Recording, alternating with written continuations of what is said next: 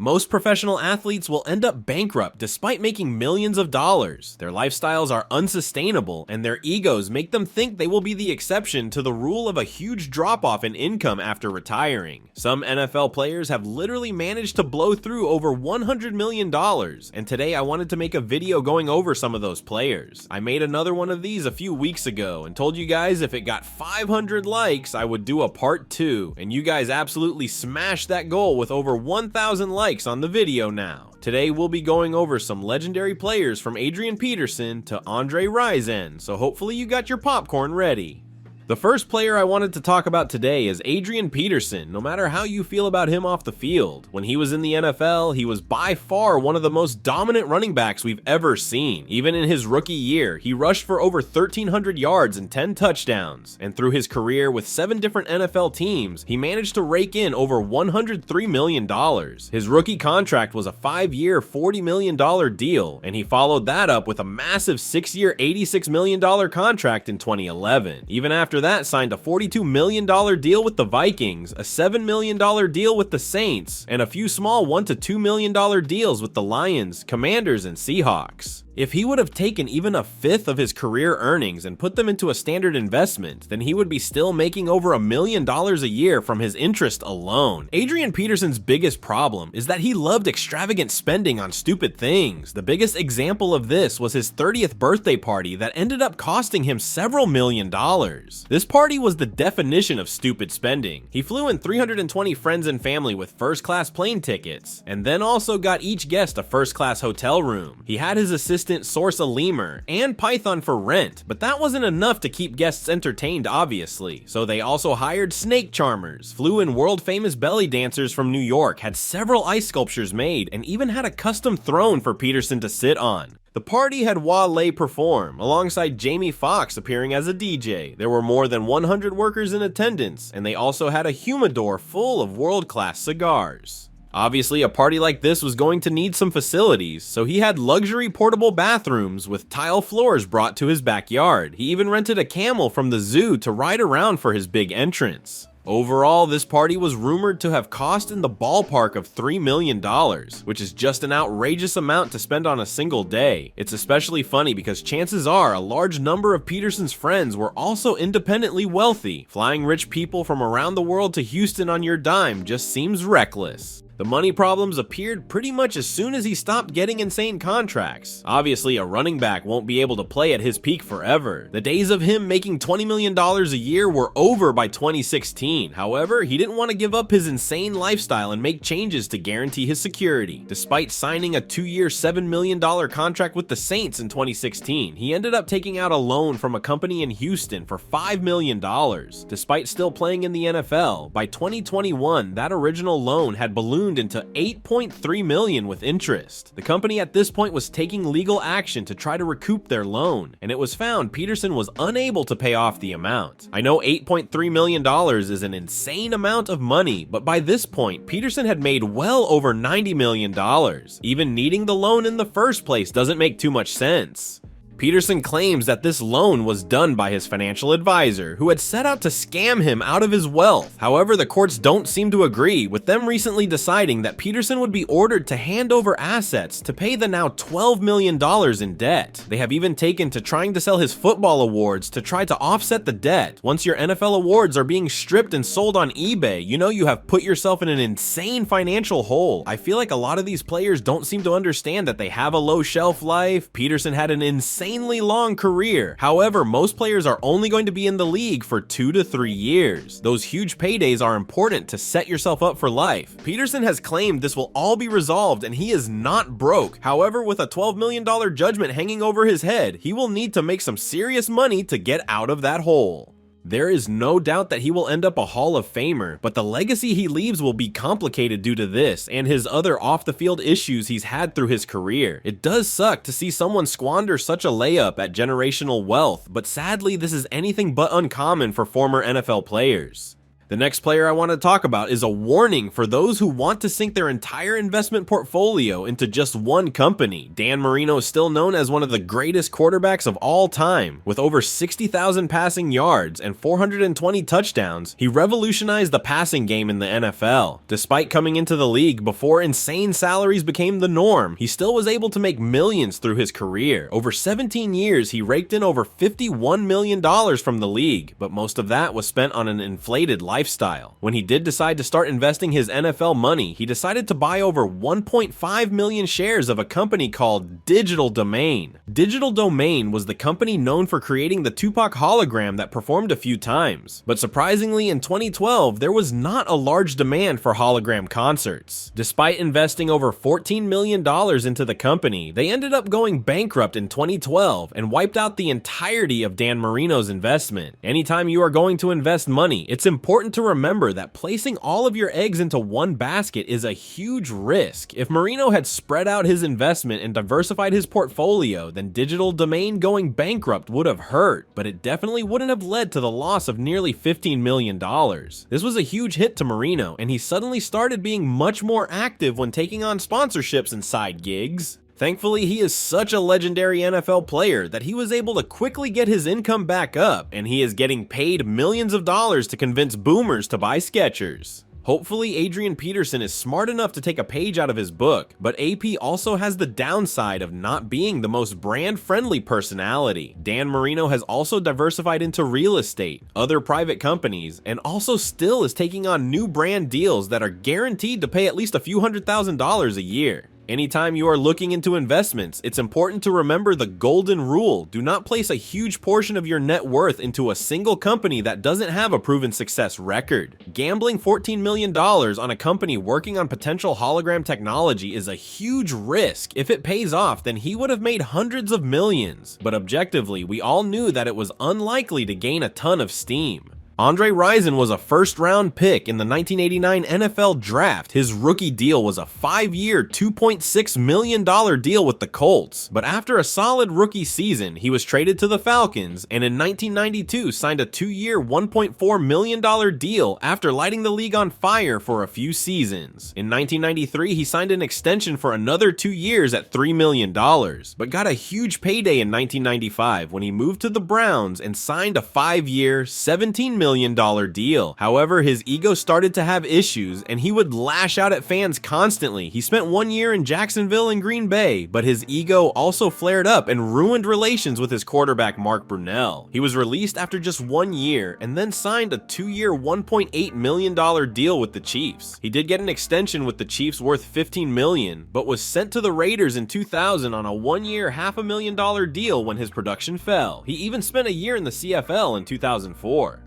Over his career, he raked in over $19 million, but could have easily have made a ton more money if he would have been more of a team player. It seemed like every place he went to, he would have problems with the staff and quarterbacks, which made it hard for a team to actually commit to keeping him on the roster. Most of the huge deals he signed were not played for long enough for him to get a majority of the money, and because he spent so long bouncing around, it really hurt his career earnings. It didn't help that he also had the lifestyle of an NFL superstar. He admitted in 2012 that he blew at least $1 million on jewelry, which has a drastically reduced value after purchase. He also had a huge collection of luxury cars, loved spending thousands of dollars a night in nightclubs, and also ended up being on the hook for tens of thousands of dollars in monthly child support payments. During court proceedings over these issues, it was found that he makes $9,000 per year as an assistant coach and gets about $3,300 a month from the NFL. This means his yearly income is just $48,000 a year, which isn't horrible, but definitely is a far cry from his earnings while in the NFL. He declared bankruptcy in 2007, but has been fighting his child support cases for the last several years. He has told stories of spending up to $30,000 in the club at one night, and if he would have managed to hang on to even some of his wealth, then he would be in a much better financial situation. He fell for the usual traps NFL players do: several women you pay child support, depreciating luxury goods, and a large ego. It sucks that life had to put him in this situation in order to humble him, but he seems to at least be trying to get his life back together. Clinton Portis is another running back who had a great NFL career. He had over 12,000 total yards and went to 2 Pro Bowls. He started his career with the Broncos, where he signed a 4-year, $2.6 million deal. He spent just 2 years with the team, where he had back-to-back 1,500-yard seasons before being traded to the Commanders. When he moved, he signed an 8-year, $50 million contract with an $11 million signing bonus. He remained one of the best running backs in the league until 2009, but had another 6-year, $46 million deal starting 2008. Over his career, his NFL on the field earnings were over $43 million, and at the time, he was the highest paid running back in the NFL. Portis trusted 2 financial advisors who wound up blowing most of his money on frivolous investments or just straight up stealing it. One of his advisors, Janesh Brahmbhatt, was actually banned from the NFL for running a Ponzi scheme with investment money. He had taken his advice to invest $1 million in a casino in Alabama, but that casino was eventually shut down by state regulators and the entire amount was lost. He also wound up missing payments for his taxes and is now $400K in debt to the IRS. He also has $412,000 in due child support payments, $287,000 to the MGM casino, $170,000 to a different casino, and about $500,000 in debt to his own mother. His money problems started to get so bad that after retiring, he himself started to commit fraud to get income. He started a scheme to defraud the NFL Player Association for medical bill reimbursement and ended up stealing nearly $100,000 in fake medical reimbursement. He wound up being sentenced to 6 months in jail, followed by 6 months of house arrest for his role in the conspiracy, and part of the sentencing was due to the fact he showed almost no remorse through the proceedings. It was found he had numerous times to admit to his illegal conduct, but instead wanted to try to sweep it under the rug. He had blown millions of dollars in casinos, but decided to try to defraud the NFL instead of accepting responsibility. To this day, he still claims to have been punished for a crime he did not commit despite being found guilty in a court of law. What's weird is that he actually had a good job at the time. He was earning a 6-figure salary from the Commanders to help broadcast games locally. That case was not the end of his money trouble, and in 2019, he had his home in Gainesville wrapped up in a foreclosure case. The 8,000 square foot mansion was owned by Portis and his mother, and they had fallen behind on payments for several months. In May of 2024, the courts ordered the auction of the property for the debtors to be able to recoup some of their loss. During this case, he listed his monthly income at about $7,500, with an average monthly expense of nearly $13,000. It is crazy to see that he is nearly $500,000 in debt to his own mother, and currently it seems like he is hard-pressed to get his finances back on track. The debt to casinos is also especially sad. I feel like gambling addiction isn't something people want to talk about currently due to how much money they are paying to sponsor sports leagues. However, I do think over the next few decades, we will see a ton more gambling addiction ruining people's lives. Especially with the increase of NFL players receiving punishment for gambling on league games, I think this is going to be an increased problem for former players for some time, especially now that it is legal in most of the country. Next, I wanted to talk about another iconic player who transformed his position, Terrell Owens. Terrell Owens spent 15 years in the league as an iconic playmaker who was notorious for his loud mouth and celebrations. One thing about Owens is that he was able to back up a majority of his trash talk with his on-the-field performance. He was a 5-time All-Pro, a 6-time Pro Bowler, and even is in the Hall of Fame. He had nearly 16,000 receiving yards, 153 touchdowns, and over 1,000 receptions. His first contract was a 3-year, $840,000 deal, but by 1999, he had earned a 7-year, $35 million contract. When he left to go to Philadelphia from the 49ers, he signed another 7-year, $49 million deal, and then had 2 separate 3-year, $25 million contracts with the Cowboys, before having some smaller deals with the Bills, Bengals, and Seahawks. While Terrell Owens did get himself into trouble with his teams for his off-the-field personality, he was incredibly well paid due to his production and ended up making $80 million through his career. Most of his wealth was spent on a collection of houses and condos that he thought he would be able to rent out if his career fell apart. He allegedly had mortgages as large as $750K a month, and when the housing market fell apart during 2008, he was unable to find any renters willing to pay the amount needed. This led to a huge pile of mortgage debt as he fell behind on payments, and the reduced value of the houses meant he couldn't just sell them to get out of the bad deal. This wiped out a lion's share of the money he had saved through his career, but he also was known for making bad investments on entertainment complexes and businesses. Outside of just normal investments going bad, he also was a fan of spending money on luxury cars, jewelry, and impressing everyone by covering the bill every time they went out. He also was taken advantage of by someone who was supposed to be a financial advisor. This advisor put a majority of Owens' money into highly leveraged, high-risk investments that had a low likelihood to ever pay out, but would have made the advisor fabulously wealthy with success. Between his reckless spending, bad investments, and bad advisors, he managed to burn through his $80 million shortly after exiting the league. He never ended up going completely bankrupt, but his current net worth sits at just $500,000, which is a far cry from the amount he had at his disposal at one point. He now owns a clothing brand, makes speaking appearances, and occasionally works as a guest host on several NFL-related shows. One of the other things that really held to back was the amount of child support he was responsible for on a monthly basis. Terrell Owens had children with 4 different women and had to pay at least $45,000 a month in child support to the different women. If he would have been able to avoid this, he probably would have been able to use that money to quickly build up investments once again. It seems obvious, but having children with multiple women is a great way to ensure that most of your income ends up going to child support instead of your own life. He still does get some small residuals from his old TV show, he had a podcast for a while, and also competes in celebrity bowling tournaments. There is no doubt Terrell Owens is one of the most entertaining players to ever play the game, but even he fell for the standard traps it seems like almost no players have been able to avoid. I feel like the NFL owes it to the players to force them to put 5% of their money into an index fund in a retirement account. That way no advisor can steal their money, and that way they always have a nest egg to take care of themselves once they can no longer play. I know certain players receive a small pension, but the amount of players who end up totally destitute is outrageous. Bill Romanowski spent over a decade in the NFL as a linebacker through the late 80s, 90s, and early 2000s. He was always a stable roster spot and ended up receiving over $30 million through his career. He was known for having a deep passion for the game and being classified by some as a dirty player. He would kick, punch, and spit at opponents, and he even ruined a teammate's career when he punched them and crushed their eye socket. He had been ranked as one of the 5 dirtiest players in team sports by ESPN. After retiring from the league, he and his wife started a nutrition company and allegedly began to use it to pay for personal expenses they would then write off their taxes.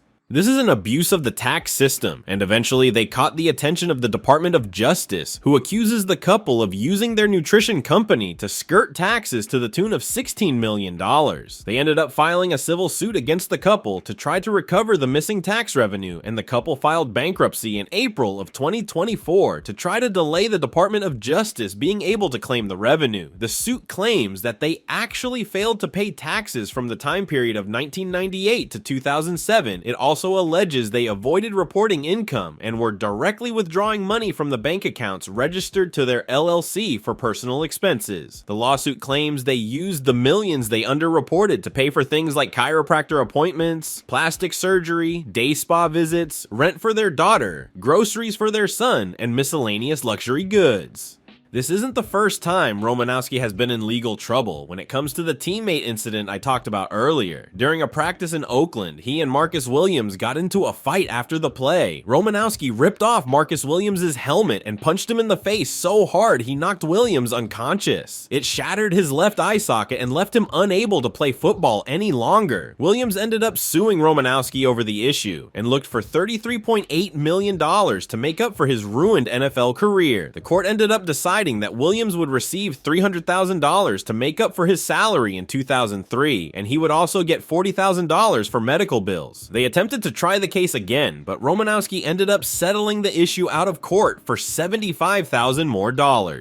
Romanowski also admitted to using performance-enhancing drugs in his career, and overall leaves a legacy of a dirty player in the league. The Department of Justice case against him and his wife for their company is still ongoing, so all of the claims are allegations until proven in a court of law. However, the Department of Justice does have an insane conviction rate. That is not a statement of implied guilt. It's just the truth that the Department of Justice doesn't tend to pursue a case unless they think it's going to be a slam dunk. As of now, he is innocent until proven guilty. We will have to wait and see if he is convicted in a court of law before saying anything final, but we await the results and will make an updated video either way post-trial.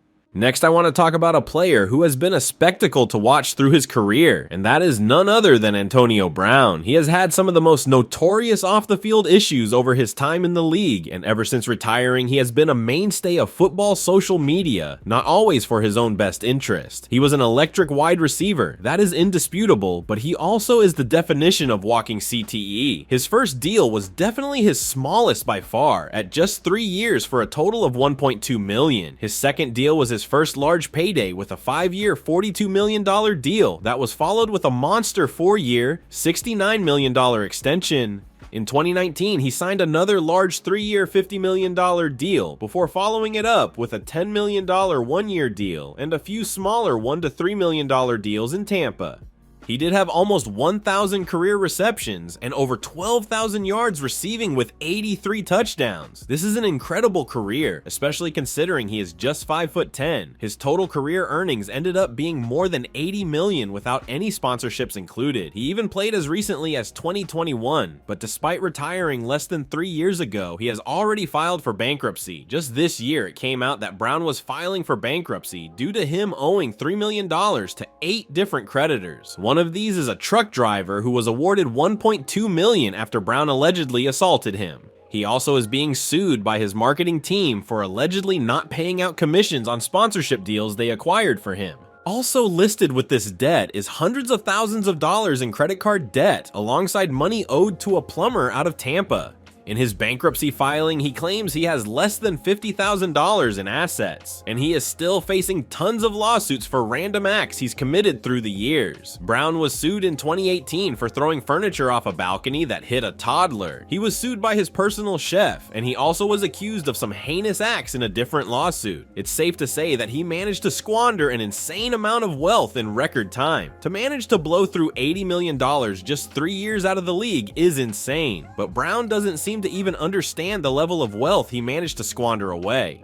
He has taken to Twitter and posted memes about him declaring bankruptcy and says that he is releasing new music this summer that everyone is going to love. It is insane to watch someone who has a good chance at ending up in the Hall of Fame fall apart so shortly after retiring. I feel like Antonio Brown is a walking poster child for the type of brain damage players who play frequently hit positions can endure. I do think he would have ended up bankrupt either way, simply because he has no control over his lifestyle and spending, but I'm sure the repeated hits on the head did him no favors. He has also claimed the main reason he is filing for bankruptcy is to be able to restructure his debt. However, filing bankruptcy over $3 million when you're worth $80 million seems odd. I do think his new incentive to try to monetize everything to sustain his lifestyle means that he is not going anywhere on social media. If anything, he is probably going to up the ante and try to farm as much interaction as possible to try to generate some income. In the age of social media, attention equals dollars, and he is going to do everything he can to try to earn as much as possible now that his playing days are behind him, especially because he does not have the fat savings account to fall back on. I do think he will end up in the Hall of Fame, but he has definitely tarnished a lot of the legacy he would have been able to have if he avoided the pitfalls a lot of players fall victim to.